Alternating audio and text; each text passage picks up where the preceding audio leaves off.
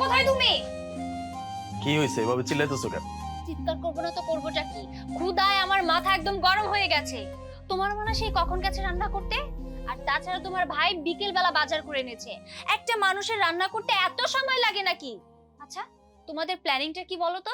আমাদেরকে কি না খাইয়ে মারতে চাচ্ছ নাকি? এত মা একা মানুষ না, তার কি 10টা হাত আছে নাকি? তুমি তো চাইলেই মাকে একটু হেল্প করতে পারো।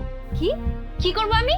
হ্যাঁ, তুমি মাকে হেল্প করো, মাকে রান্নার কাজে হেল্প করো, তাহলে তো কাজটা একটু দ্রুত হয়ে যায়। Are you crazy? কি বললে কি তুমি? হ্যাঁ, আমি গিয়ে রান্না করব?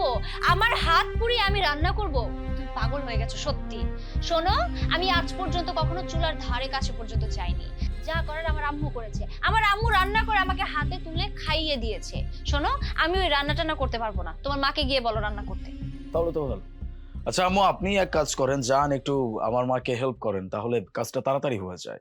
এই জয়, তুমি কি পাগল হয়ে গেছো? আমি যাব চুলার পাশে? শুনো, এক সময় যা করার করেছি, এখন আমি চুলার পাশে যাব না বিধায় তিনটা কাজের লোক রেখেছি, যাতে আমার চুলার পাশে গিয়ে রান্না করে হাত পা নষ্ট না করতে হয়। কিরে, তুইও কি কিছু জানিস না আমার সম্পর্কে?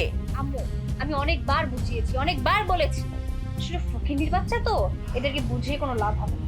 আর শোনো, আমার আম্মু না জীবনে কখনো এসব ছোট লোকদের কাজ করতে যাবে